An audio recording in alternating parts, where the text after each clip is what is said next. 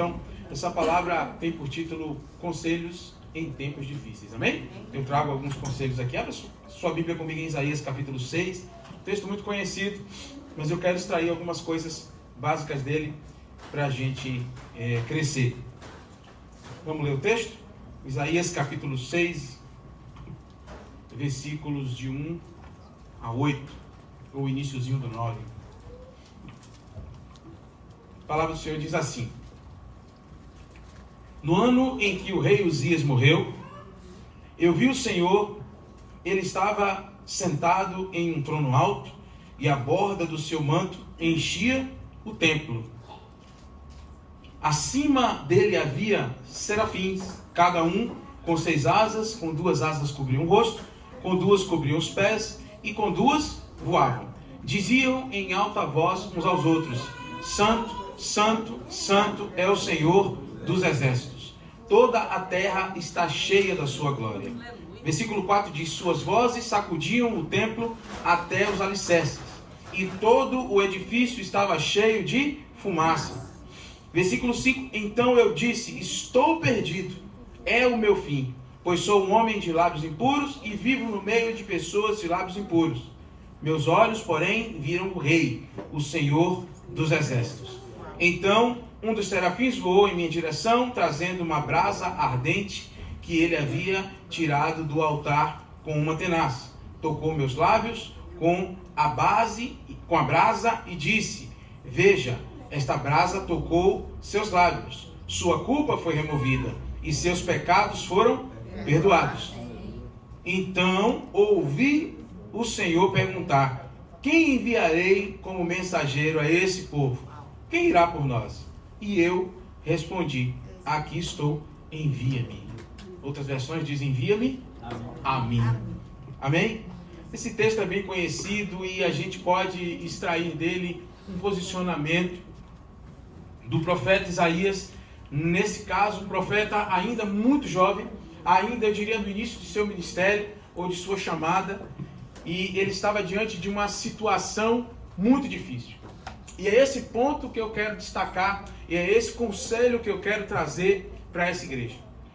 Entender o nosso posicionamento nos dias que as coisas não saem da forma que esperávamos.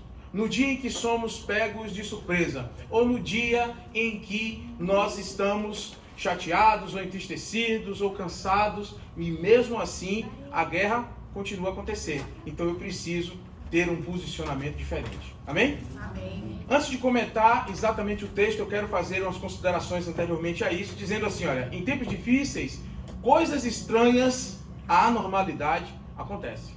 A gente tem uma vida comum, a gente tem uma normalidade, a gente já sabe o que vai acontecer no nosso dia, a gente já sabe como se posicionar. Eu já sei que se eu fizer isso, vai dar ruim, vai dar errado, então eu já me preparo antes. Eu já sei como lidar com os problemas normais do nosso dia a dia. A gente já sabe lidar com isso. Mas em tempos difíceis, coisas estranhas a essa normalidade a qual eu já estou acostumado, já sei lidar, já sei, como a gente gosta de dizer, já sei o caminho das pedras.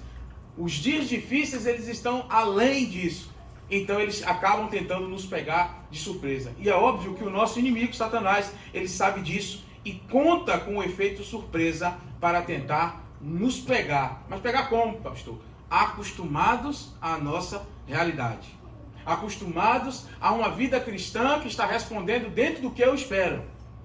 Acostumados a viver aquela vida, às vezes, calma e, eu diria, ainda mais do que calma, previsível. Eu tenho uma expectativa em que essa semana começou assim e vai terminar. Por mais que tudo dê errado, vai terminar assim. Porque o Senhor é bom, porque eu tenho fé. Amém. Mas eu quero te convocar a um entendimento de que tempos difíceis eu preciso estar um pouco mais atento. Tempos difíceis requerem de nós uma maturidade intencional. Como é maturidade intencional, pastor? É aquela que eu digo assim: rapaz, ainda não estou maduro para lidar com isso. Mas intencionalmente eu vou tomar atitudes que me amadureçam, ou que pelo menos me mostrem o que é a ação de alguém maduro diante desta situação, igual ao que eu estou vivendo agora, ou ao que eu estou enfrentando. Então, tempos difíceis requerem um posicionamento diferente para que eu possa não dar na mão de Satanás o que ele espera que eu dê. para que ele possa fazer o trabalho dele. Deixa eu te falar, se você tem um propósito, Satanás também acredita que ele tem um. E ele vive dentro do propósito dele. Você sabe quem vai ganhar essa guerra? Quem velar pelo propósito com maior afinco. Se o cristão vela pelo seu propósito, ele é imbatível diante de Satanás. Mas se o cristão vacila no seu propósito, Satanás não vai vacilar do propósito dele. Ele não está afim de desistir, ele não está afim de negociar, e ele não está brincando de ser o nosso inimigo. Ele é o nosso inimigo. E ele tem um objetivo final: destruir todas as obras do Senhor na nossa vida. Ele tem um objetivo muito claro: nos colocar o mais distante possível de tudo aquilo que o Senhor sonhou e projetou para mim e para a sua vida. E essa é a razão porque dias difíceis nos alcançam. Essa é uma das razões pelas quais o dia difícil sempre chega para os cristãos. Amém? É difícil dizer amém, mas diga amém. Misericórdia, né? É melhor. Uma das coisas que acontecem em tempos difíceis é que o inimigo abre a temporada de caça no meio do povo de Deus para pegar os cristãos. Quando os tempos são difíceis, o diabo diz assim: agora é a minha brecha. Agora é a minha hora de estabelecer o tempo de caça. Não é no pecador que está no mundo, é o pecador às vezes que está dentro da igreja. Essa frase a gente pode até dar uma aliviada nela. É o tempo de caça ao crente que está cansado demais e por isso vive reclamando, para pegar o crente imaturo, mas imaturo porque não se abre à maturidade. Um exemplo desse tipo de crente, pastor. Isso não é pejorativo, tá? É a realidade apenas. Eu ainda sou um novo convertido. Há quantos anos? Há 5 anos eu estou aqui e ainda sou novo. Tu já é um idoso no que diz respeito à conversão, não é? E muitos de nós, às vezes, passam a vida cristã inteira agindo como um novo convertido, né? Isso sinaliza para Satanás, infelizmente, que nos dias difíceis, essas pessoas são alvos fáceis, infelizmente. Então, existem também os cristãos que são ausentes da comunhão. Existem também os cristãos que estão esquecidos da sua missão. Então, entenda uma coisa: Satanás tem a função de perseguir, de perturbar todo e qualquer cristão, em todo o tempo, não importa o nível de maturidade que você tem ou não. O que eu estou destacando para trazer um conselho posterior com base na palavra, não é agora aqui trazer uma acusação, ou levantar aqui bandeiras, ou oprimir, ou machucar alguém, não. Mas trazer uma palavra de sabedoria para despertar uma autoanálise que te leve a ser não apenas protegido, mas ser um instrumento de proteção para a sua família. Para sua casa, aonde você estiver. Porque aquele que está protegido identifica nos dias maus a ação de Satanás. E além de indicar onde o inimigo está agindo e como está agindo, a sua própria forma de ser, eu diria uma forma bíblica, uma forma, né, de um adorador convicto, intenso, denuncia a ação de Satanás, você estando de boca fechada.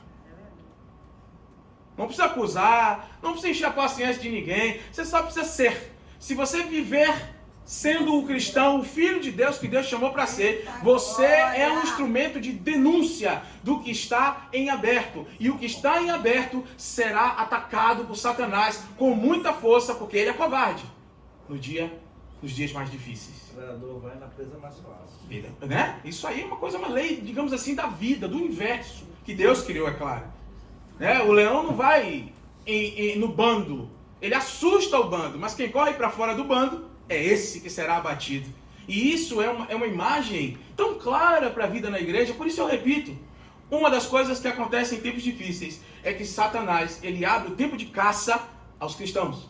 E ele sempre procura pegar, como o covarde que ele é, os cristãos mais enfraquecidos.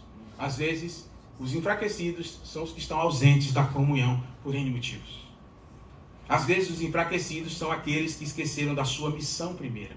E para lembrar essa missão, eu trouxe o texto de Êxodo 19:6, que se completa em 1 Pedro 2:9. Vamos primeiro em Êxodo 19:6. A palavra diz assim, ó: serão meu reino de sacerdotes, minha nação santa. Essa é a mensagem que você deve transmitir ao povo de Israel. Aí lá em 1 Pedro 2,9, já na nova aliança, o que é que está escrito? Deixa ele colocar ali, 1 Pedro 2,9. Vocês, porém, são. Em Êxodo, vocês serão. Aqui em 1 Pedro se cumpre. Vocês, porém, são povo escolhido, reino de sacerdotes, nação santa, propriedade exclusiva de Deus. Assim, vocês podem mostrar às pessoas, como exemplo, né? Como é admirável aquele que os chamou das trevas para a sua maravilhosa luz. Aleluia, aleluia, glória a Deus. Obrigado, Senhor. Faz sentido? Traz um fundamento bíblico agora para o que eu estava afirmando aqui? Sim. Porque quando o cristão esquece e vivendo de uma forma que coloca ele distante da missão principal da vida dele, ele se torna um alvo fácil, por mais que ele aparentemente tenha vitórias visíveis que colocam as pessoas de boca aberta. Oh, quantas conquistas! Como é bom, como é honrado em todo lugar que vai, como tudo deu certo, como tem um monte de pessoas em volta, quando fala, como as pessoas babam. Como parece que vai para o céu, ok. Mas tem uma coisa básica. Se não estiver cumprindo a sua missão básica de todo cristão, a porta está aberta para o ataque covarde do inimigo. E eu não sei se você entendeu claramente, mas é claro, é minha função te explicar. Eu falo que esqueceram de sua missão primeira e eu usei os 2 textos para dizer uma coisa. A primeira função de todo cristão é ser alguém que sacrifica a Deus. É ser um sacerdote. A função principal do sacerdote é sacrificar a Deus. É oferecer os sacrifícios que adoram a Deus. Não é assim? Por isso nós somos um povo, uma geração de sacerdotes. Ou seja, a igreja, é um povo que sacrifica a Deus em obediência o tempo inteiro. E quando a igreja é o que ela foi chamada para ser, Satanás passa fome. Amém, Jesus. Não tem como ele fazer o que ele quer. Espírito de Deus. Amém? Está claro para você? Amém. E dentro dessa perspectiva, existe uma coisa de nós, cristãos, que chama-se responsabilidade. Por que responsabilidade, pastor? Porque no meio dessa guerra dos dias difíceis, Satanás ele vem como um leão, vai no bando, esperando que aquele mais fraco corra para fora do bando. Satanás age da mesma forma. Ele vem contra o povo de Deus. E ele faz as setas, ele lança os dardos inflamados, que tem a função de perfurar e de queimar. Então, quando Satanás ataca a igreja, e não é novidade que sejamos atacados, amém? Não é novidade. Então, às vezes, nós nos assustamos com o que não era para assustar. E por que eu me assusto com os ataques de Satanás? Porque as coisas desse mundo estão ocupando dentro de mim um tempo, um lugar e um modo que deveria ser unicamente de Deus. Então, como eu estou focado mais nessas coisas do que no reino de Deus, eu tomo ainda susto com coisas que não deveriam me assustar, porque a Bíblia já me avisou. Por exemplo, no mundo tereis, mas tende bom ânimo. Só que para ter bom ânimo, distraído, ocupado, é difícil. Leva tempo para você ter bom ânimo. Então eu preciso me manter nesse sensível estágio do quebrantamento. Eu preciso me manter na presença de Deus e fazer o que eu preciso fazer. Eu não preciso parar o que eu tenho que fazer, o que eu tenho que trabalhar, o que eu tenho que estudar, o que eu tenho que produzir, cuidar da família. Não é disso que estamos falando. Estamos falando que isso é colocado em segundo lugar. E que em primeiro lugar vem o reino de Deus e a sua justiça. E as demais coisas vos serão acrescentados. A gente sabe isso, está tudo avisado. E por que que às vezes a gente não ocupa a nossa mente, o nosso tempo, a nossa inteligência, os nossos dons e talentos? Nós colocamos tudo isso em prol do reino dos homens, ou do império dos homens. Mas o reino de Deus passa fome. E na hora dos tempos difíceis, que vão e vêm como estações, nós somos pegos pela covardia de Satanás. E aí vem de novo a responsabilidade. Qual a responsabilidade, pastor? Eu faço parte de um exército. Se tem uma estratégia que o exército do mundo todo gosta, é pegar alguém vacilando do outro exército, capturar. Não mata não.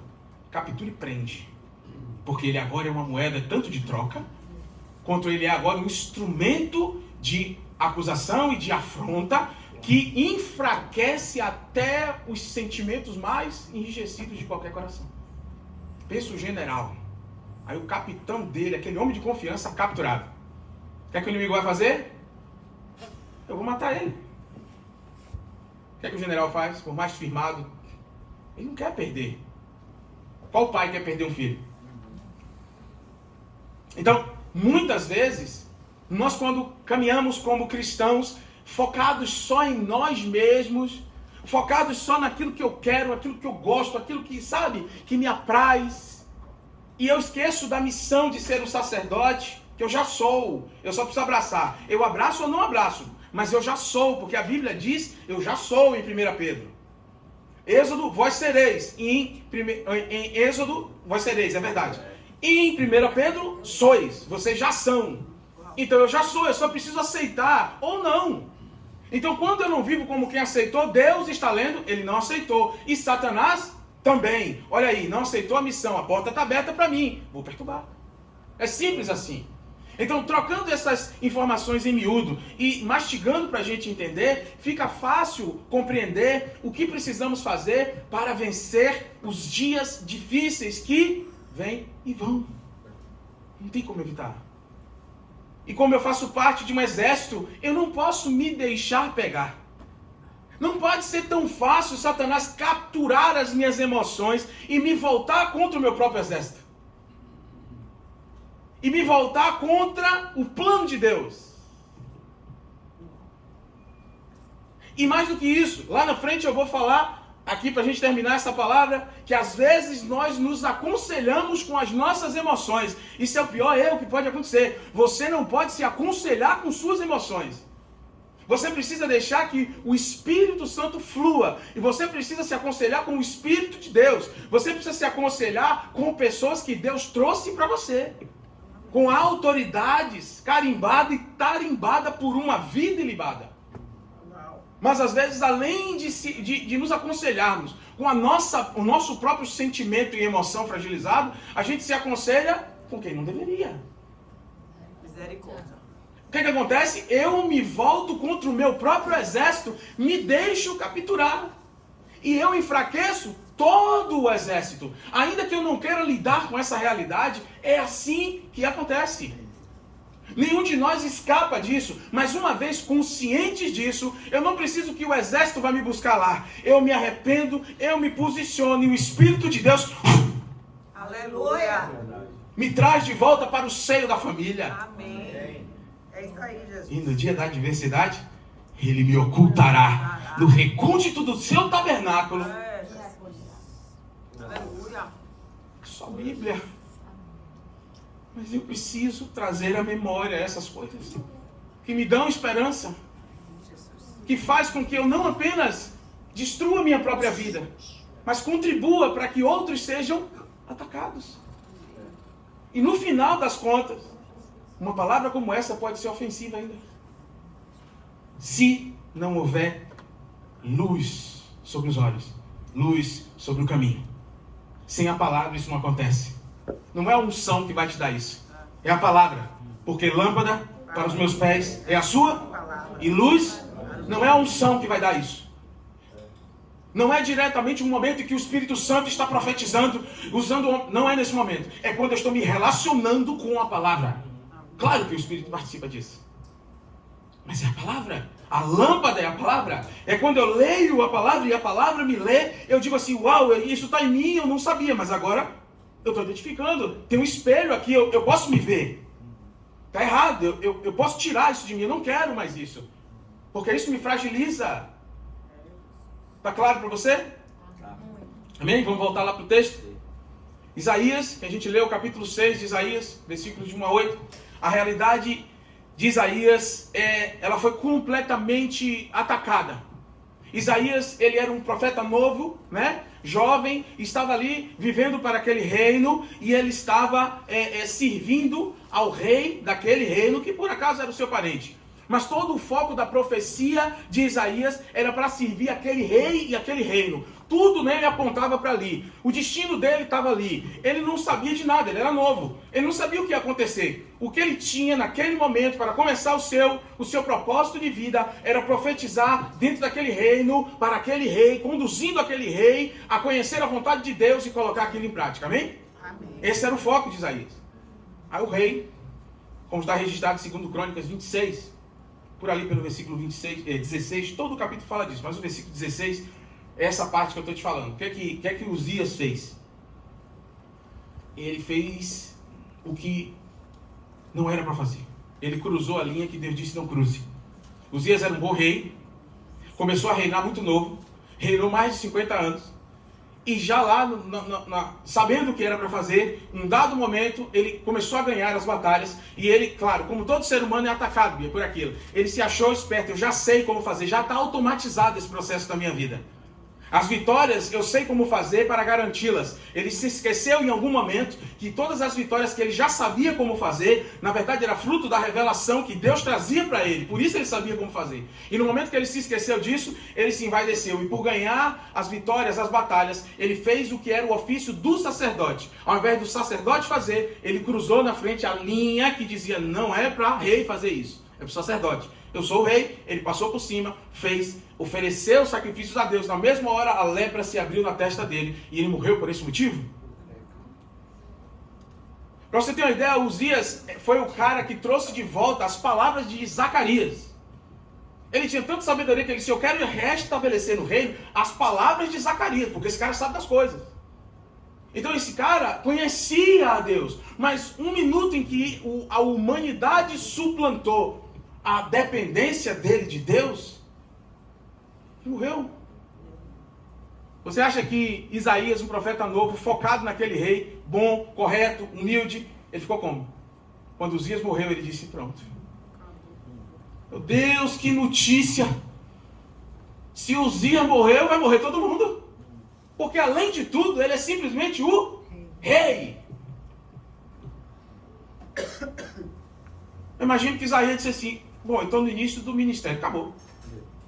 O cara era o lugar onde eu ia desempenhar o ministério. Ele morreu. Acabou. O que eu vou fazer da minha vida agora? Estou acabado. E é nesse cenário que o texto de Isaías começa para nós. No ano em que o rei Uzias morreu, ou seja, no pior dia da minha vida, no dia que veio aquela notícia devastadora, no dia que esse cara morreu, eu vi o Senhor. E esse é o ponto. Em dias difíceis, você precisa ver o Senhor. Aleluia. Em dias difíceis, eu preciso correr atrás. Eu preciso fazer um pouco mais. Eu preciso me dobrar um pouco mais. Eu preciso trocar a minha agenda. Eu preciso dar espaço na minha agenda para Deus. Eu preciso dormir menos e orar mais. Eu preciso investir um fim de semana, talvez. Eu preciso tirar os móveis da sala e me jogar no chão, dizendo que está tudo pronto, inclusive fisicamente. Eu não quero que nada me atrapalhe. Eu vou desligar o celular. Eu não quero contato com ninguém, porque está difícil e eu preciso ter uma noção de Deus. Porque no ano da morte do rei Uzias eu vi o Senhor. Glórias a Deus. Mas não foi assim, eu vi o Senhor. Não, ele ficou lá. Aí ele consegue o quê? Descrever. Ele estava sentado em um trono alto. E a borda do seu manto enchia todo o templo. Acima dele havia serafins, cada um com 6 asas. Com 2 asas cobriu o rosto, com 2 cobriam os pés e com 2 voavam. Diziam em alta voz uns aos outros, Santo, Santo, Santo é o Senhor dos exércitos. Toda a terra está cheia da sua glória. Isaías, eu quero lhe dizer, meu filho, que você achou que o motivo da sua vida era servir a Uzias. E assim você estava me servindo. Até aí tudo bem. Mas esse não é o motivo único da sua vida. Uzias morreu, meu filho. O seu propósito talvez você ache que tinha acabado ali. Mas deixa eu te falar. Levanta a cabeça, olha para mim, depois olha para a terra. Porque quando você olha para mim, eu te encho com o que eu sou. E aí quando você volta a olhar para a terra, tudo que você vê é que a minha glória está espalhada por toda a terra. Glória a Jesus. Mas essa visão é uma resposta a ter antes olhado para mim. Ei, Jesus. E o problema hoje é que temos uma igreja que olha pouco para o Senhor. Misericórdia. Então, quando nós olhamos para a terra, a gente só vê miséria. Não identifica onde está a glória. Mas deixa eu te falar, a glória está lá. Aleluia, aleluia. A glória está sobre a terra. E o texto está nos levando a entender isso. Santo, santo, santo é o Senhor dos exércitos. Toda a terra está cheia da sua glória. Glória. Jesus. Oh, Deus vivo. Suas vozes sacudiam o templo até os alicerces. E todo o edifício estava cheio de fumaça. Sabe o que é fumaça? É a presença. Eita, glória. Em toda a Bíblia você vai ver. Fumaça é a presença. Ele disse assim, ó, a terra está cheia da glória. Mas o templo, onde eu fui chamado para servir, aonde eu tive a minha pior decepção, onde eu tive o meu dia mais difícil, esse lugar está cheio da presença. Oh, aleluia. Glória. Uzias morreu. O Senhor diz, eu não. Glória, glória. Uzias era um ponto da sua vida. Eu sou o todo. Então eu sou a fumaça. E a fumaça está em todo o templo. O templo representa o lugar da adoração. O templo representa o lugar onde eu dedico as minhas ofertas. O templo é o lugar onde eu cumpro o meu chamado, onde eu cumpro minha missão, onde eu sirvo, onde eu me arrependo, onde eu reclamo, onde eu me arrependo de novo, onde eu cresço, onde eu amadureço. Então, esse lugar onde a minha vida se desenrola é a presença de Deus, é o templo. E este, dito pela boca de Deus, está cheio da sua fumaça. Aleluia. Cheio da sua presença. Eu creio, Jesus. Eu creio na sua palavra, Jesus. Quando seus olhos estão na fumaça, você some. Se você se olhar no espelho, você não se vê. De novo, outro problema da igreja. Tem muito reflexo de si mesmo. De novo, eu quero, eu gosto, eu não gosto, tá bom, tá ruim, falaram comigo, não falaram comigo, me deram, não me amam, eu. E onde está a fumaça? Misericórdia. Misericórdia. Sem a presença nós morremos. Verdade. Mas na presença nada pode nos matar. Aleluia. Porque eu não tenho um propósito, eu sou o propósito. Eu abracei o propósito. Não é que eu sou melhor ou você é melhor que alguém. É que você abraçou o propósito e você se tornou aquilo. Amém? Você já viu um missionário pregando? Numa conferência? Ele vai olhar para os meninos pequenos assim e vai dizer, esse é um profetinha. Fulano é profeta. Fulano é missionário. Missionário, é um missionáriozinho, é um missionário. Por quê?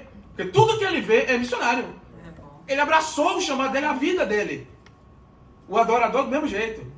Olha ali o adorador. Levantou a mão lá atrás e gritou, olha meu Deus, é que adorador, mano, é maravilhoso. Tudo que ele enxerga é adoração. Pastor, um mestre da palavra, quando ele está pregando aqui em cima, que ele fala uma palavra que alguém lá atrás completa, ele, meu Deus, olha isso, tem um mestre ali no meio. É ele, é o que ele faz, é a vida dele. Alguém me entendeu, que maravilhoso. Alguém está compreendendo o que eu estou dizendo. Está valendo a pena tudo. Glória a Deus.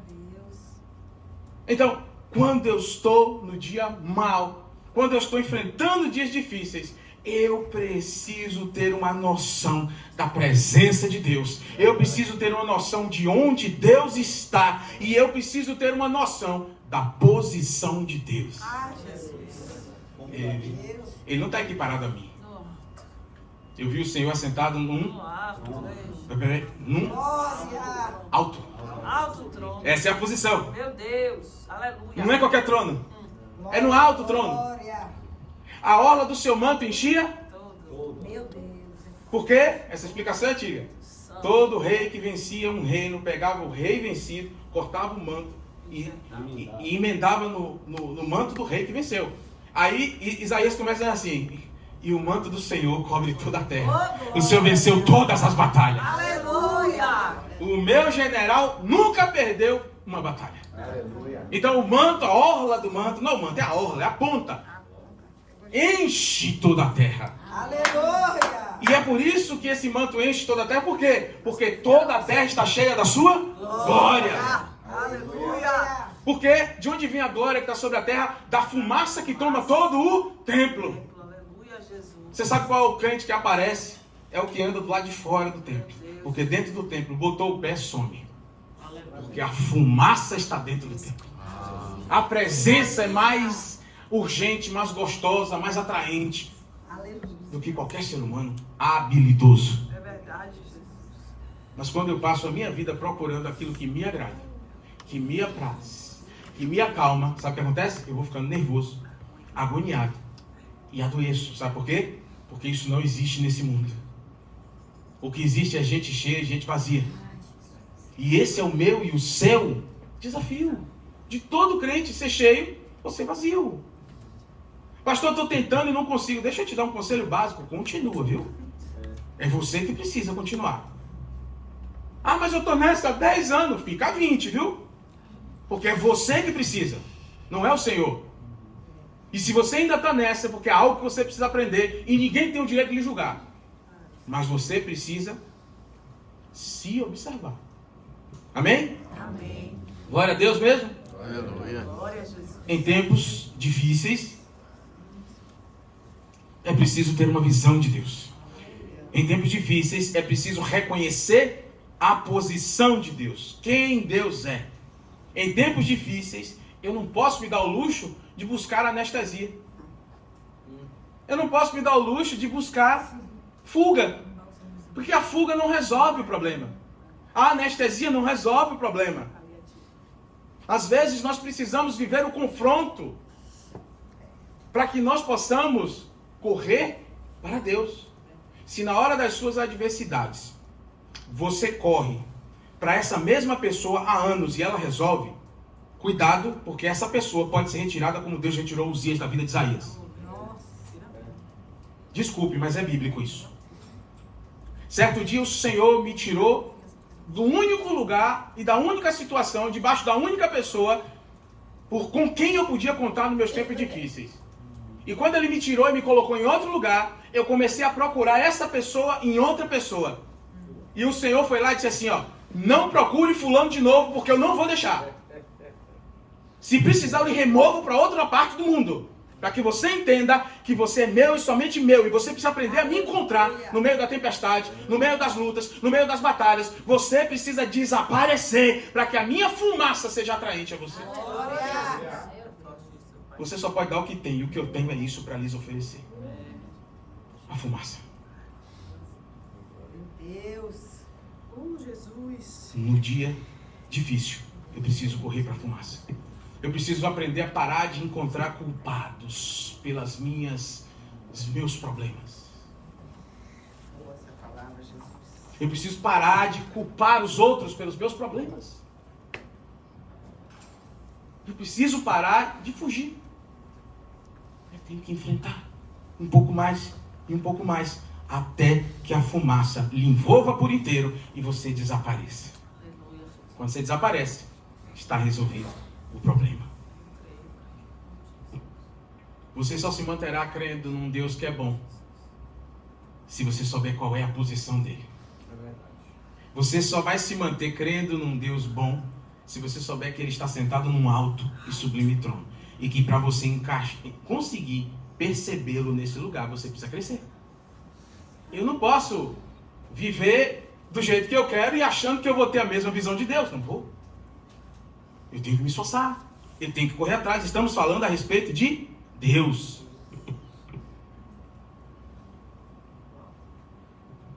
E dessa forma, irmãos, nós nos protegemos. E protegemos os nossos irmãos. Para que no meio das batalhas, Satanás não saia tirando os guerreiros e prendendo ele no território inimigo. Para tentar nos enfraquecer, para tentar roubar a voz profética, para tentar nos fragilizar, para tentar fazer com que um pouco da fumaça que está no templo venha para mim. Não existe essa possibilidade. Você pode dizer? Não existe essa possibilidade. Diga, em tempos difíceis, Em tempo difícil, não existe a possibilidade não existe a possibilidade de olhar para mim. de eu olhar para mim. Eu preciso continuar Eu preciso continuar fascinado fascinado pela fumaça da presença. pela fumaça. Vai dar um aplauso ao Senhor por isso? Glória a Deus.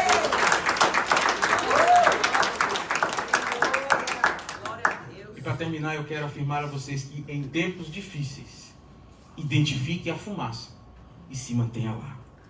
A presença de Deus enche o lugar onde há dependência. Está difícil, está complicado, apresente a dependência. Apresente as vasilhas a Ele. as vasilhas da obediência, a vasilha da fé, da persistência. Aleluia. Compartilhe com pessoas o que você quer que compartilhem com você. Seja você um instrumento de transformação. E eu termino aqui, finalizando como eu prometi. Em tempos de dificuldades, em dias difíceis, eu preciso buscar conselho no lugar certo. As minhas emoções não podem me aconselhar. Eu estou com muita raiva porque me senti injustiçado. Esse sentimento de raiva, minha raiva, o que você acha que eu devo fazer? Tá claro para você? Eu me senti injustiçado. Meu sentimento de raiva, o que eu faço? O que eu faço com fulano? O que eu faço com aquela galera que fez isso comigo? Você acha que o seu sentimento vai dizer? Acaba com eles. Se você não pode ir contra eles, junte pessoas em seu favor e acabe com a reputação deles. Misericórdia, Jesus. Isso é o que fazemos. Sim ou não? É verdade. Por que falamos disso? Porque entendemos o quanto precisamos ainda nos arrepender para que em dias difíceis sejamos um só. Um povo unido pelo mesmo Deus, que sabe o quão miserável pode se tornar sem a presença. É verdade. Quem anda arrependido, quem tem consciência de sua miserabilidade. Eu já disse aqui e vou repetir. Sabe quais são as pessoas para quem eu tiro o chapéu, sento para ouvir e anotar? São aquelas que eu vejo nelas, que elas têm consciência do quão ruins elas podem ser sem a dependência de Deus. Por causa disso, elas se mantêm a todo custo aos pés da cruz. Amém. Mas aquele que acha que já passou por muita coisa, que é muito curado, que sabe de tudo, que está cheio, tenha medo. Desses eu quero distância. E para querer distância desses, eu preciso não ser um desses. Então eu tenho que ficar no pé do Senhor e no meu próprio pé. E é assim que nós crescemos e nós amadurecemos. Então, dias difíceis, conselho tem que vir do lugar certo. Porque senão eu me torno exatamente o contrário do que eu queria ser. E o que é que eu sou? Uma bênção. Povo exclusivo de Deus, o reino de sacerdotes. Nós somos o povo a quem Deus deu e dá a direção. Então, em dias difíceis, Deus tem direção para a tua vida. Em dias difíceis, Ele tem uma tenaz que vem para confirmar a glória dEle sobre a tua vida. Em dias difíceis, você levanta a cabeça e olha para o alto trono. Em dias difíceis, ao invés de ficar olhando para a terra, para as coisas destrutivas, para os sentimentos ruins, você olha o quê? Para os serafins, você olha para os anjos, a sua visão é espiritual. Você olha para o que Deus está movendo, o que Deus está fazendo, onde é que estão os anjos, onde é que estão os arcanjos, o que é que Deus está movendo, como é que eles adoram, eu quero fazer igual. Amém, Jesus. Eu creio. Eu quero voltar a minha atenção para aquilo que me dá esperança. Para aquilo que me torna uma pessoa melhor. Porque dias difíceis revelam os vitoriosos. Dias difíceis revelam aqueles a quem Deus coloca sobre as mãos a responsabilidade de ser sal e luz dessa terra. Em nome de Jesus. Amém? Você pode se colocar de pé? Então.